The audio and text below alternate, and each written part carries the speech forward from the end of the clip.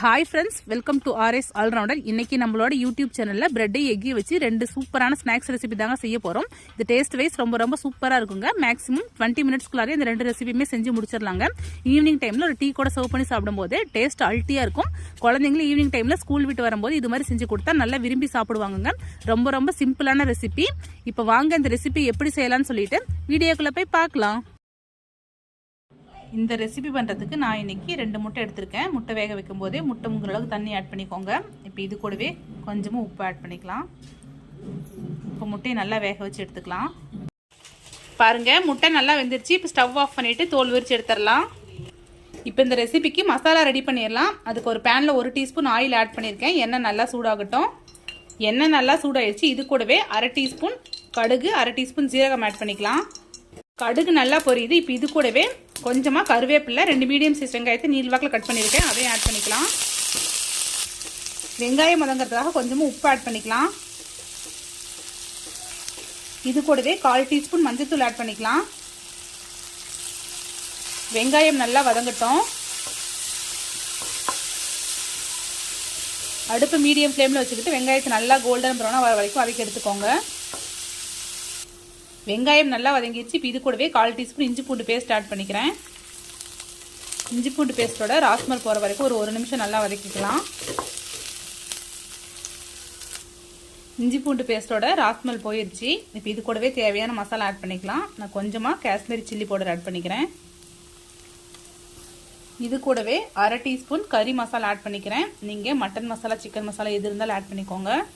இப்போ இது கூடவே தேவையான உப்பு ஆட் பண்ணிக்கலாம். நம்ம ஆல்ரெடி வெங்காயம் வதங்கும் போது கொஞ்சம் உப்பு போட்டிருப்போம். ஸோ பார்த்துக்கிட்டு அதுக்கு தகுந்த மாதிரி ஆட் பண்ணிக்கோங்க. இப்போ நல்லா மிக்ஸ் பண்ணி விட்டுலாம். மசாலா ஆட் பண்ணிவிட்டு ஒரு 2 நிமிஷம் நல்லா வதக்கி எடுத்துக்கலாம். லாஸ்ட்டாக இது கூடவே கொஞ்சமாக மல்லி இலை தூவிடலாம். கொஞ்சமாக மிளகுத்தூள் ஆட் பண்ணிக்கிறேன். மிளகுத்தூள் ஆப்ஷனல் தான், உங்களுக்கு வேணும் ஆட் பண்ணிக்கோங்க, இல்லைன்னா ஸ்கிப் பண்ணிடுங்க.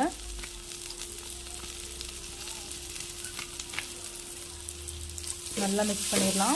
அவ்வளோதான், நம்மளோட ஸ்டஃபிங் சூப்பராக ரெடி ஆயிடுச்சு. இப்போ ஸ்டவ் ஆஃப் பண்ணிடலாம். பாருங்கள், முட்டையை தோல் உரிச்சு எடுத்தாச்சு. இப்போ இது மாதிரி 2ஆக கட் பண்ணிக்கலாம்.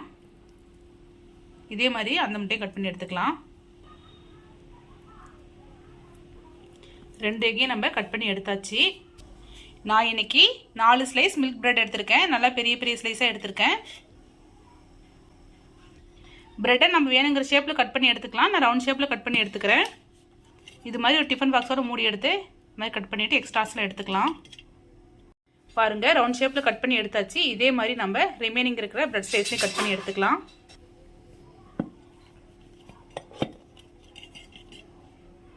பாருங்கள், 4 ஸ்லைஸுமே இது மாதிரி ரவுண்ட் ஷேப்பில் கட் பண்ணி எடுத்தாச்சு. நீங்கள் உங்களுக்கு தேவையான ஷேப்பில் கட் பண்ணி எடுத்துக்கோங்க. 1 டீஸ்பூன் மைதா மாவில் கொஞ்சமாக தண்ணி ஆட் பண்ணி பேஸ்ட் மாதிரி மிக்ஸ் பண்ணி வச்சுருக்கேன். இப்போ எப்படி செய்யலாம்னு சொல்லி பார்க்கலாம். ஃபஸ்ட்டு 1 ஸ்லைஸ் பிரெட் எடுத்துக்கலாம். இதில் நம்ம ரெடி பண்ணி வச்சுருக்கிற ஆனியன் மசாலா வச்சிடலாம். வச்சு ஃபுல்லாக ஸ்ப்ரெட் பண்ணி விட்டுருங்க. பாருங்கள், ஃபுல்லாக ஸ்ப்ரெட் பண்ணியாச்சு. இப்போ இது மேலே நம்ம கட் பண்ணி வச்சுருக்கிற எக் வச்சிடலாம். இந்த recipe more or less egg puffs மாதிரி தான். எக் பப் செய்யறதுக்கு கொஞ்சம் டைம் எடுக்கும். நம்ம பிரெட்டை இந்த மாதிரி சிம்பிளாக குயிக்காக செஞ்சிடலாம். இப்போ இது மேலே இன்னொரு ஸ்லைஸ் பிரெட் எடுத்து க்ளோஸ் பண்ணிடலாம். இது மாதிரி லைட்டாக ப்ரெஷ் பண்ணி விட்டுக்கோங்க. இப்போ இந்த கார்னரில் மைதா பேஸ்ட்டை வச்சு நம்ம நல்லா அதை க்ளோஸ் பண்ணிடலாம். பாருங்கள், ஃபுல்லாக மைதா பேஸ்ட் வச்சு ஃபுல்லாக க்ளோஸ் பண்ணியாச்சு. இன்னொரு ஸ்லைஸ் பிரெட்டை இது மாதிரி நம்ம ரெடி பண்ணிக்கலாம்.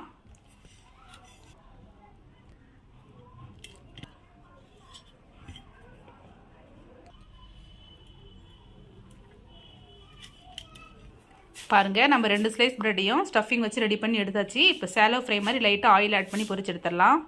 நான் ஸ்டஃபிங் ரெடி பண்ண அதே பேன்லேயே கொஞ்சமாக ஆயில் ஆட் பண்ணிக்கிறேன். ஒரு 2-3 டீஸ்பூன் அளவுக்கு ஆயில் ஆட் பண்ணிக்கிறேன். எண்ணெய் நல்லா சூடாகட்டும். ஆயில் நல்லா சூடாயிருச்சு. இப்போ நம்ம ரெடி பண்ணி வச்சுக்கிற பிரெட் ஸ்லைஸில் இதில் ஆட் பண்ணிக்கலாம். அடுப்பை நல்லா மீடியம் ஃப்ளேமில் வச்சுட்டு ஒரு சைடு நல்லா குக் ஆனது நம்ம இன்னொரு சைடு திருப்பி விட்டுடலாம்.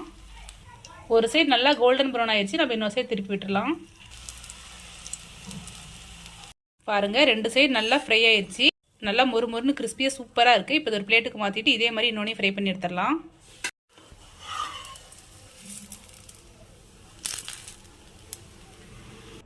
பாருங்கள், 2 ஸ்லைஸ் பிரெட்டையும் நம்ம சூப்பராக ஃப்ரை பண்ணி எடுத்தாச்சு.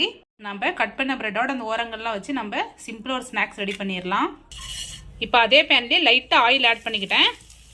நம்ம கட் பண்ணி வச்சுக்கிற பிரெட் இதில் ஆட் பண்ணி இந்த ஆயிலே ஒரு 2 நிமிஷம் நல்லா அப்படி ஃப்ரை பண்ணி எடுத்துக்கோங்க. அடுப்பு மீடியம் ஃப்ளேம்லேயே இருக்கட்டும். பாருங்கள், இது மாதிரி லைட்டாக ஃப்ரை பண்ணி எடுத்துக்கிட்டால் போதும். இப்போ இதை ஒரு பிளேட்டுக்கு மாற்றிடலாம். இப்போ அதே பேன்லேயே லைட்டாக ஆயில் ஆட் பண்ணிக்கோங்க. எண்ணெய் நல்லா சூடாகிடுச்சு. இப்போ இது கூடவே கொஞ்சமாக கடுகு ஆட் பண்ணிக்கிட்டேன். கடுகு நல்லா பொரியுது. ஒரு மீடியம் சைஸ் வெங்காயத்தை நீளவாக்கில் கட் பண்ணி அதையும் இது கூடவே ஆட் பண்ணிக்கோங்க. இது கூடவே ஒரு பச்சை மிளகாய் ஆட் பண்ணிக்கிறேன். வெங்காயம் வதங்கிறதுக்காக கொஞ்சமாக உப்பு ஆட் பண்ணிக்கலாம். வெங்காயத்தை நல்லா வதக்கி எடுத்துக்கலாம். வெங்காயம் நல்லா வதங்கிடுச்சு. இப்போ இது கூடவே கொஞ்சமாக இஞ்சி பூண்டு பேஸ்ட் ஆட் பண்ணிக்கோங்க. இஞ்சி பூண்டு பேஸ்ட்டோட ராஸ்மல் போகிற வரைக்கும் ஒரு நிமிஷம் நல்லா வதக்கிக்கலாம். இஞ்சி பூண்டு பேஸ்ட்டோட ராஸ்மல் போயிடுச்சு. இப்போ இது கூடவே ஒரு எக் ஆட் பண்ணிக்கோங்க. எக்கு நல்லா ஸ்க்ராம்பிள் பண்ணி விட்டுருங்க. இப்போ இது கூடவே லைட்டாக கறி மசாலா ஆட் பண்ணிக்கிறேன். நீங்கள் சிக்கன் மசாலா, மட்டன் மசாலா எது வேணாலும் ஆட் பண்ணிக்கலாம். இப்போ இது கூடவே லைட்டாக ஆட் பண்ணிவிட்டு நல்லா மிக்ஸ் பண்ணி விட்டுடலாம். உப்பு காரெல்லாம் செக் பண்ணிவிட்டு உங்களுக்கு தகுந்த மாதிரி ஆட் பண்ணிக்கோங்க. எக்கு பாருங்கள் நல்லா குக் ஆகி சுருண்டு வந்துடுச்சு. இந்த ஸ்டேஜில் நம்ம ஃப்ரை பண்ணி வச்சுருக்கிற பிரெட் ஸ்லைஸ் ஆட் பண்ணிக்கலாம். இது கூடவே லைட்டாக மிளகுத்தூள் ஆட் பண்ணிக்கலாம். இதை லைட்டாக கிளறிட்டு லைட்டாக டாஸ் பண்ணி விட்டுக்கோங்க. இது ரொம்ப சிம்பிளான ஸ்நாக்ஸ் ரெசிபி. இதுவுமே டேஸ்ட் சூப்பராக இருக்கும். ஈவினிங் டைமில் ஒரு டீ கூட சர்வ் பண்ணி சாப்பிடுங்க. டேஸ்ட் ரொம்பவே சூப்பராக இருக்கும்.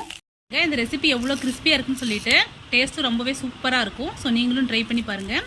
ப்ரெட்டை வச்சு இன்றைக்கி 2 ஸ்நாக்ஸ் ரெசிபி சூப்பராக ரெடி பண்ணியாச்சு. ஸோ நீங்களும் இந்த சிம்பிளான ஸ்நாக்ஸ் ரெசிபி வீட்டில் ட்ரை பண்ணி பாருங்கள். டேஸ்ட் ரொம்பவே சூப்பராக இருக்கும். ரொம்ப குயிக்காக செஞ்சு முடிச்சிடலாம்.